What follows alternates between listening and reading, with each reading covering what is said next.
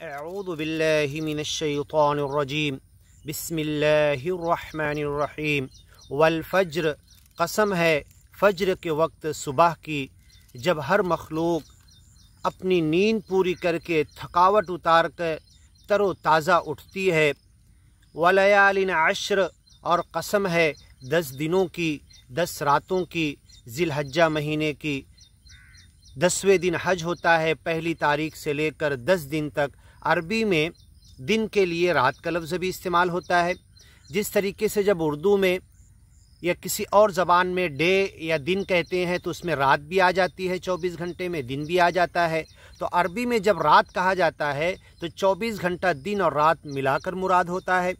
والشفع والوتر، اور جتنی بھی چیزیں سچے مالک اللہ نے جوڑے سے پیدا کی۔ وَمِن كُلِّ شَيْءٍ خَلَقْنَا زَوْجَيْن، ہر چیز کو جوڑے جوڑے پیدا کیا۔ یہ بات تو سبھی، ایک پاگل بھی سمجھتا ہے عام مفہوم کے اندر کہ مذکر اور مؤنث، میل اور فیمیل، یہ بالکل کھلی ہوئی بات ہے۔ لیکن ابھی میں اکیلا کھڑا ہوا ہوں، ایک انسان اکیلا کھڑا ہوا ہے، وہ بھی زوجین ہے، وہ بھی 2 ہے، ایک اس کا بدن، ایک اس کی روح۔ وَإِذَا النُّفُوسُ زُوِّجَتْ، اور یہی بات قرآن میں کہی گئی ہے کہ جب اس کا بدن قبروں سے زندہ کر کے اس کی روح جو ہمارے پاس ہے دونوں کو ملا کر ہم پھر زندہ کر دیں گے۔ تو ایک زندہ انسان، اس یا پرانی یا مخلوق، اس کا بدن اور اس کی روح، یہ دونوں مل کر، یہ جوڑے مل کر ایک بدن، ایک جان بنتی ہے۔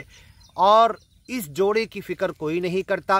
میں اپنے دنیا کے اندر بدن کی فکر کرتا ہوں، روح کی فکر نہیں کرتا۔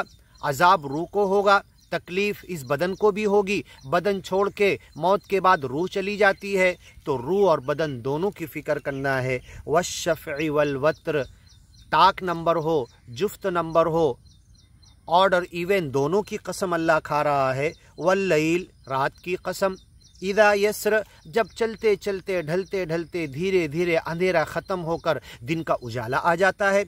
واللیل اذا یسر واللیل وما وسق، قسم ہے رات کی اور جو اپنے اندر نعمتیں رکھتی ہے۔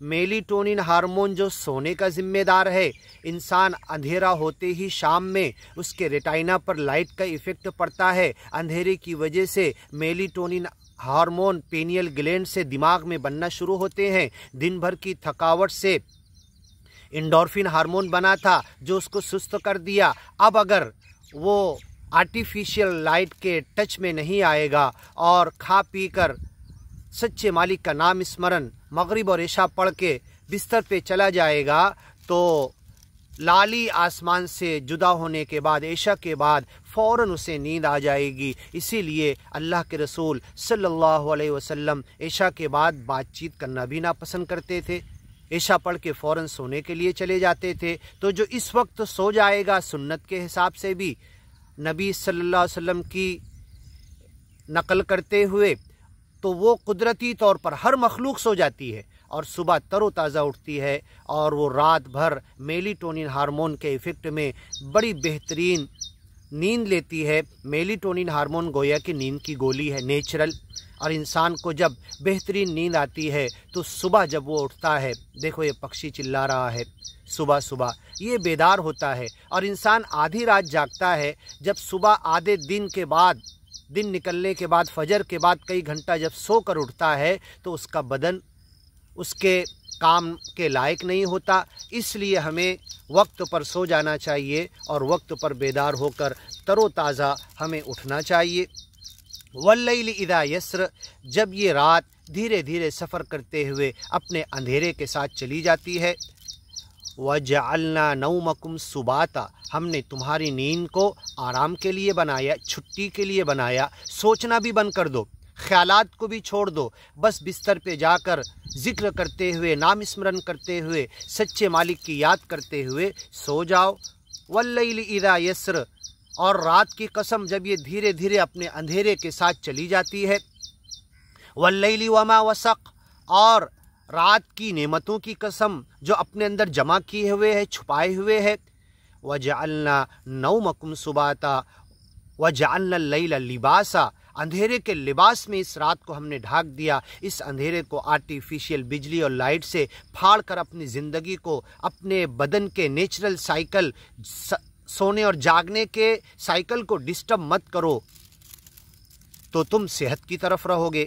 حل فی ذالک قسم لذی حجر، جتنی بھی قسمیں قرآن میں کھائی ہے اللہ نے، فلا اقسم بما تبصرون وما لا تبصرون، جتنی چیزیں تم دیکھ رہے ہو، جو چیزیں کائنات میں تمہیں نظر نہیں آتی، سب کی قسم اللہ نے کھائی ہے۔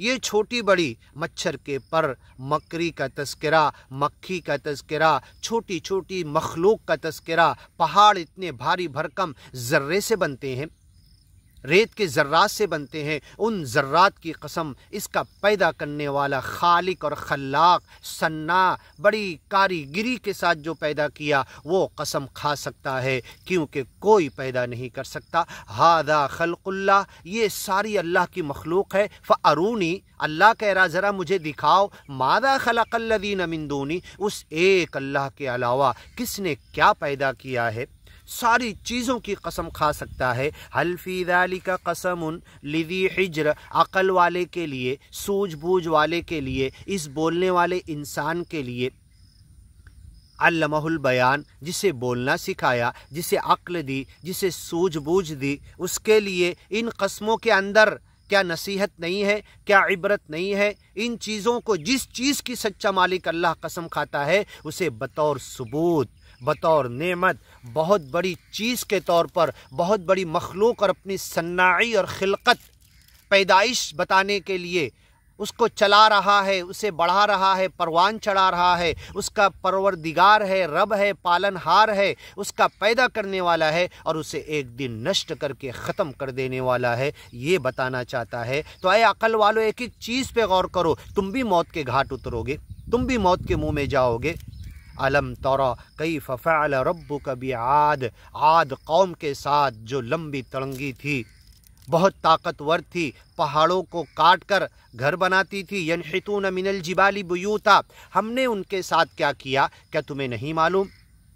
علم تر کیف فعل ربک باصحاب الفیل، بڑے بڑے ہاتھی والے جو کعبہ کو ڈھانے کے لیے آئے، ان کے ہاتھیوں کے ساتھ کیا کیا، اس کے لشکر کے ساتھ کیا کیا، اس فوج کے ساتھ کیا کیا، اس بادشاہ کے ساتھ کیا کیا، کیا تم نے دیکھا نہیں، کیا تم جانتے نہیں؟ یہ تاریخ گواہ ہے۔ ارم ذات العماد، ارم نام کا جو بہت قبیلہ مشہور ہے، طاقت میں، قوت میں، ان کے دانت نہیں گرتے تھے، انہیں بڑھاپا نہیں آتا تھا، انہیں جوانی کے اندر بس جیتے جیتے جیتے اچانک 800-900 سال جیتے تھے اور اچانک موت آ جاتی تھی، تو اپنی زندگی پر غرور، گھمنڈ، تکبر، اکڑ بازی کرنے لگے اور خالق کو بھول گئے کہ کسی نے اس بدن کو بنایا ہے، اسے بھول گئے۔ ارم ذات العماد، یہ ارم قبیلے کے لوگ، گاؤں کے لوگ جو بڑے بڑے ٹاور بناتے تھے۔ آج کی دنیا برج خلیفہ اور آج کے ٹوین ٹاورز، یا دنیا کے اندر لوگ کیا ٹاور بنائیں گے؟ یہ پہاڑوں کو کاٹ کر اونچے اونچے ٹاور بناتے تھے، جس کا تذکرہ اللہ کہہ رہا، ٹاور والے، بڑے بڑے کھمبوں والے، بڑی بڑی عمارتیں بنانے والے، التی لم یخلق مثلها فی البلاد، یہ ایسے لوگ تھے، ایسے لمبے تڑنگے تھے، ان کے جیسے قیامت تک طاقتور انسان کبھی پیدا نہیں کیے جائیں گے۔ وثمود، اور سمود قوم، الذین جابوا الصخر بالواد، جو پہاڑوں کو کاٹ کاٹ کر، وادیوں کو کاٹ کر بڑے بڑے گھر بناتے تھے۔ زیادہ دور نہیں، مالیگاؤں سے قریب اورنگ آباد، ایلورا کے غار چلے جاؤ، پہاڑوں کا تراشا ہوا دیکھ کر انسان کی عقل حیران رہ جاتی ہے۔ دیار عاد اور ثمود، پوری دنیا میں جگہ جگہ پہاڑوں کو جو کاٹ کر ہمیں نظر آتے ہیں۔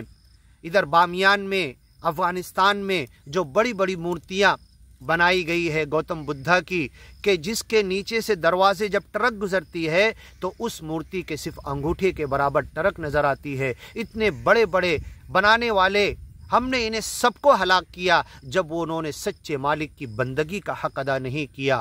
اس ज्ञान اور ایمان کا حق ادا نہیں کیا، اس ज्ञान پہ خود بھی نہیں چلے، بندگی کا حق ادا نہیں کیے اور دنیا کو اس ज्ञान کی طرف نہیں لائے تو ہم نے انہیں ہلاک کر دیا۔ مطلب انسان کی پیدائش کا مقصد یہ ज्ञान اور ایمان پہ چلنا ہے، لوگوں کو بلانا ہے اور اس ज्ञान اور ایمان پہ چل کے بندگی کا حق ادا کرنا ہے، ورنہ دنیا کی ساری چھوٹی بڑی نعمتیں اس کا سوال بھی کرے گا اور پکڑ بھی لے گا۔ ان الینا ایابہم، انہیں سب ہماری طرف لوٹ کر آنا ہے، ہر انسان کو۔ ثم ان علینا حسابہم، پھر ہم ان سب سے حساب لیں گے۔ وفرعون ذی الاوتاد، آگے کی ویڈیو میں سنیے انشاءاللہ۔